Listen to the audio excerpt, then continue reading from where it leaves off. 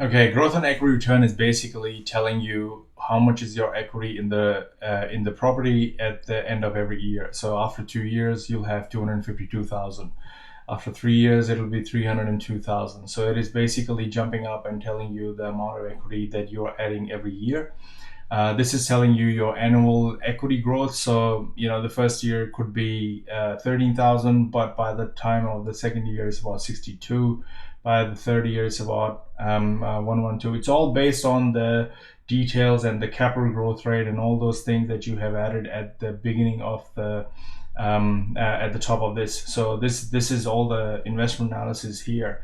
So then where are we? We are right here, and this is and your growth on equity is basically telling you that the first year it's only 6.6%, but by the time it's end of second year it's about 24%, and then it's 37%. So it's not like first year is 6.3. It's overall from the time you bought till the end of 2 years it is 24.6. So that is what it is telling you in a cumulative way, rather than doubling it every year. So that is what the growth on equity return talks about. And again, it is really good when you're trying to compare this with other investment opportunities.